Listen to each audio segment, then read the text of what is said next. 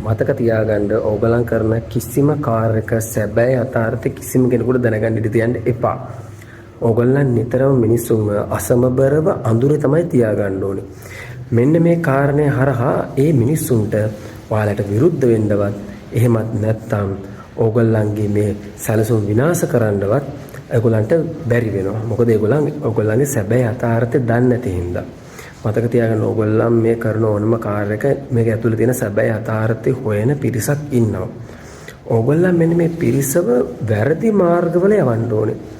මොකද ඔයාගේ මේ අවංකභාවය තමයි කවදා හරි දවසක ඔයාව විනාශ කරන්නේ. මම මෙතන කියන්නේ නිකරුණේ ඉන්න සාමාන්‍ය මිනිස්සුන් වැරදි මාර්ගවල යවලා විනාශ කරන්න නෙමෙයි.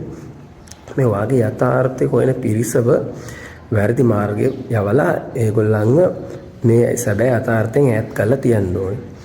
මොකද මේ අය එන්නේ ඕගොල්ලන්ට හොඳ කරන්න නෙමෙයිනේ. මේ අය එන්නේ වාගේ යථාර්ථය හොයාගෙන ඒකට විරුද්ධව වැඩ කරන්න. මොකද ඕගොල්ලන් මොකක්ම හරි කාර්යයක් කරගෙන යද්දී ඒ කාර්යය ඇතුලේ ප්‍රතිඵල දකිද්දී ඕගොල්ලන් බිල්ඩ් අප් වෙන විදිහ දකිද්දී මිනිස්සුන්ට ස්වභාවිකම කුහකකම ඊර්ෂ්‍යාව වගේ දේවල් ඇති වෙනවා. මෙන්න මේක හරහා ඒගොල්ලන් යටි උගුල් කුමන්ත්‍රණ මේ වගේ දේවල් ඕගොල්ලන්ට විරුද්ධව දියත් කරනවා. මෙන්න මේවෙන් වැළකෙන්න තමයි ඕගොල්ලන් නිතර මිනිස්සුන්ව අසමබරව ඒ වගේම අඳුරේ තියාගන්න ඕනේ. මොකද කිසිම පුද්ගලයෙක් ඇත්තටම තව කෙනෙක්ගේ දියුණුවක් දකින්න කැමති නැහැ. අනිත් කාරණේ තමයි ඔයගොල්ලෝ හොඳට මතක තියාගන්න සමහර මිනිස්සු ඉන්නවා තමන්ගේ අභිමතයන් සැලසුම් මතයන් එලිපිට ප්‍රකාශ කරනවා. මෙන්න මෙහෙම කරන්නත් හේතු ගණනාවක් තියෙනවා. මෙහෙම කරන්න එක හේතුවක් තමයි සමහර මිනිස්සු හරි ආස තමන්ගේ දක්ෂතා තමන්ගේ තියෙන හැකියාවන් ගැන එලිපිට මිනිස්සුන්ට කියන්න. මොකද ඒගොල්ලන් මොන තත්ත්වයක හිටියත් ඒගොල්ලන් කැමති මිනිස්සුන්ට පෙන්වන්න තමන්ට දීප්තිමත් හොඳ අනාගතයක් හොඳ සැලසුම් තියෙනවායි කියලා. මෙන්න මේක එක හේතුවක් ඔය වගේ තමන්ගේ අරමුණු කියන්නේ අරමුණ සාක්ෂාත් කරගෙනත් නැහැ. නමුත් ඒ අරමුණ ගැන දැම්ම මේගොල්ලන් ප්‍රකාශ කරනවා එක එක අගය කිරීම වගේ දේවල් මිනිස්සුන්ගෙන් ලබා ගන්න. ඒතර තව පිරිසක් ඉන්නවා මේගොල්ලන් කරන්නේ මේගොල්ලන් හිතනවා තමන්ගේ අවංකභාවය අනිත් මිනිස්සුගේ හිත දිනා ගැනීමට හොඳ මාර්ගයක් කියලා. ඇත්තම කිව්වොත් මේ දෙක මහා මෝඩ සිතුවිලි දෙකක්.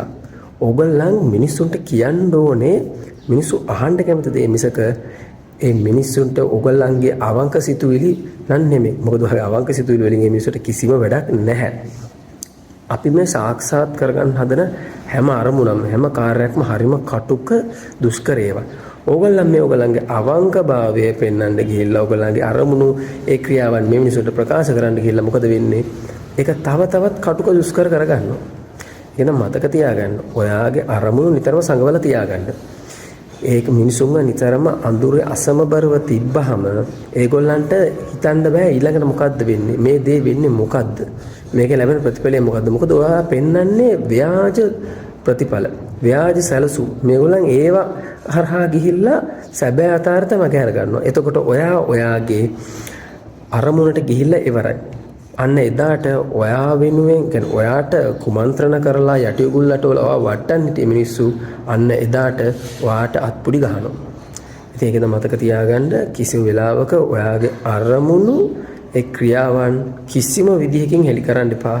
නිතරම ව්‍යාජ තොරතුරු ව්‍යාජ අවංකභාවය භාවිතා කරලා මේ දේවල් කරන් යන්න. මොකද සුළු හරි සැකයක් මේ පුද්ගලයන්ට ඇති වුණොත් ඕගොල්ලන් ගැන ඔයාගේ සැලසුම් සේරම වතුරේ. එද මතක තියාගන්න මේ ලෝකේ හරිම විෂමකාරී ලෝකයක්. මේක ඇතුලේ ඔයගොල්ලන් ඔය කතන්දර පොත්වල දකින හොඳ නරක නැත්නම් විශ්වමාතාවගෙන් ආශිර්වාද ගත්ත මිනිස්සු ඔන්නෝම කියන අය නැහැ. හැම තැනම ඉන්නේ මැනිපියුලේටර්ස්ලා. තමන්ගේ අවශ්‍යතාවය ඉෂ්ට කරගන්න වෙරදරන පිරිසක් තමයි ඉන්නේ. ඒක නිසා මතක ඇතුව කල්පනාවෙන් මේ වැඩ ටික කරගන්න.